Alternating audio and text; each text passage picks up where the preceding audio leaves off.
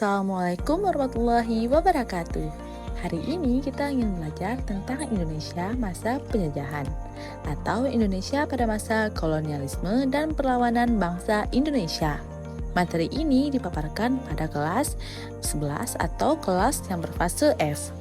Bahasan kali ini ada kedatangan awal bangsa Eropa ke Indonesia dan perlawanan bangsa Indonesia terhadap penjajahan. Yang pertama, ada kondisi dunia menjelang kedatangan bangsa Eropa, yaitu masa Renaissance, motivasi perkembangan ekonomi, dan kejatuhan Konstantinopel. Ini ada ilustrasi masa pertama bangsa Eropa datang ke wilayah Indonesia. Ada apa itu Renaissance? Masa Renaissance adalah suatu proses perubahan besar di Eropa setelah berada di zaman kegelapan. Hal ini turut mempengaruhi kehidupan bangsa Indonesia. Salah satu pengaruh Renaissance bagi Indonesia adalah inflasi bangsa Barat sebagai penjajah. Periode peralihan dari abad pertengahan ke zaman modern di Eropa ini menjadi salah satu yang mempengaruhi kehidupan bangsa Indonesia, termasuk kolonialisme.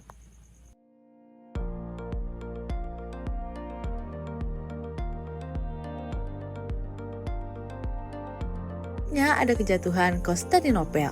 Jatuhnya Konstantinopel ke tangan Turki Utsmani pada tahun 1453 memiliki hubungan yang erat dengan kolonialisme di Indonesia.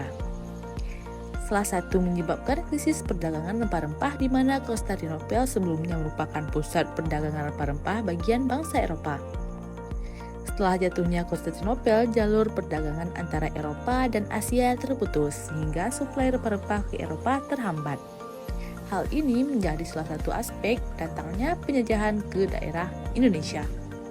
Tangan Portugis ke Indonesia dan penjajahan yang dilakukan.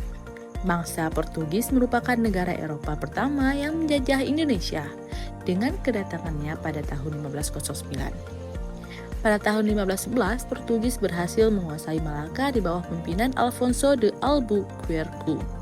Selanjutnya, pada tahun 1512, Portugis tiba di Maluku dan mendirikan benteng untuk memonopoli perdagangan rempah-rempah. Selanjutnya, pada tahun 1522, Portugis datang ke Pajajaran dan menandatangani perjanjian Sunda Kelapa. Dan hingga akhirnya pada 1602, penjajahan Portugis berakhir setelah Belanda datang ke Indonesia.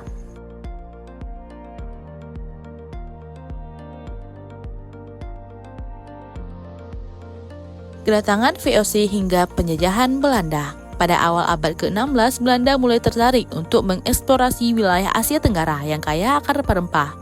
Melalui Verenigde Oostindische Compagnie atau VOC atau Persekutuan Dagang India Timur, pada tahun 1602, VOC resmi didirikan dengan tujuan utama menguasai perdagangan rempah-rempah di wilayah Hindia Timur.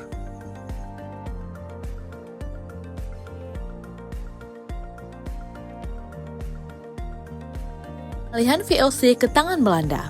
Pada tahun 1800, setelah VOC bangkrut, pemerintah Belanda secara resmi mengambil alih kendali wilayah jajahan, yang kemudian dikenal sebagai Hindia Belanda, dan memulai era penjajahan kolonial yang berlangsung selama lebih dari 3 abad yang menjadi tanda dimulainya berbagai peristiwa di Indonesia.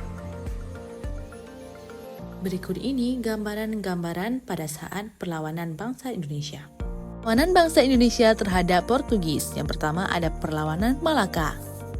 Perang Malaka melawan Portugis merupakan salah satu episode penting dalam sejarah pertahanan kerajaan Melayu. Selanjutnya ada Aceh.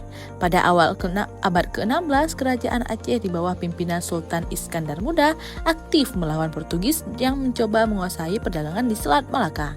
Yang terakhir ada Maluku.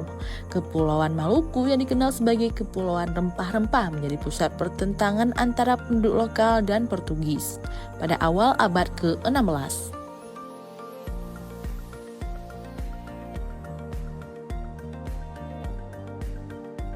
Selanjutnya, perlawanan bangsa Indonesia terhadap Belanda. Selanjutnya ada Makassar melawan Belanda. Perang Makassar melawan Belanda terjadi pada abad ke-17 dipimpin oleh Sultan Hasanuddin dari kerajaan Gorontalo yang dikenal sebagai ayam jantan dari timur. Belanda ingin menguasai perdagangan di Sulawesi melalui VOC, namun menghadapi perlawanan sengit dari kerajaan Makassar. Aceh melawan Belanda. Perang Aceh pada tahun 1873 hingga 1904 adalah konflik bersenjata antara Kesultanan Aceh dan Belanda, dipicu oleh ambisi kolonial Belanda untuk menguasai Aceh yang kaya dan strategis. Di sini dapat kita lihat foto salah satu pahlawan dari Aceh, yaitu Teku Umar. Selanjutnya, dengan pemahaman ini diharapkan murid dapat memahami bagaimana pengalaman masa lalu membentuk identitas dan karakteristik bangsa Indonesia pada saat ini.